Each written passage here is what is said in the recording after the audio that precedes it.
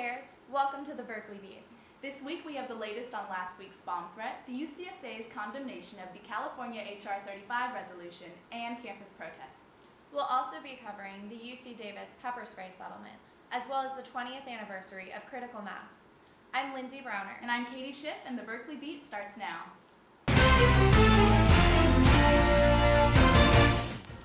The bomb threat that startled the Cal community began last Tuesday at 9 a.m. with a call to the campus telephone operating switchboard. The caller simply said, "There is a bomb on campus," and hung up. Campus emergency warn me texts were sent to students at 1:35 p.m. Emails from the Vice Chancellor also reached students at 1:09 p.m.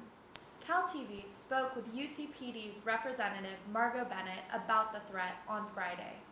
Sending an immediate warning was not the appropriate choice to make. Instead, we notified the campus building coordinators. If a bomb's going to be placed and it's a terrorist incident, generally people take credit for it, and they tell you who they are, and it adds to the credibility of it. Many Cal students expressed concern over the delay in the campus warning system.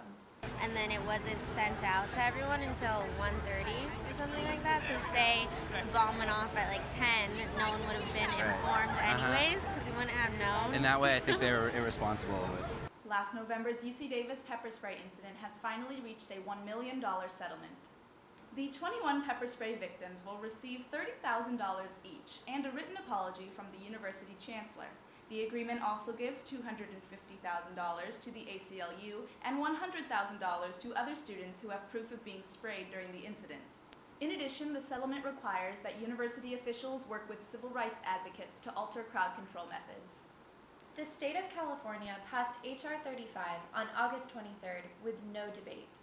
This resolution urges California public universities to swiftly and unequivocally condemn acts of anti-Semitism. In response, the University of California Students Association passed a resolution on September 15th which condemns any censoring of Palestinian activists on UC campuses and their stance opposing all racism, including anti-Semitism. There's a big difference between Israel's politics and a practicing Jewish person. Even if I don't necessarily agree with what certain people are saying, I feel uncomfortable trying to stop them just because of the issue of freedom of speech. Now, CalTV's Denesha Williams takes us to the protests this past Thursday on Sproul Plaza. Last month, 5 Eshelman custodial workers were laid off due to the reconstruction plans. Today, these workers demand that the university transfers them to open positions within other departments. Supporters from the union group AFS Sing Me and the Student Worker Coalition at Cal rallied together at the intersection of Bancroft and Telegraph to support the group known as the Eshelman 5. Really, the only way we can effectively fight the privatization of the university is if students and workers band together to fight back. Picketers ended by rallying in front of the Architecture and Engineering building to address Assistant Vice Chancellor Edward Denton, who is the head of Facility Services.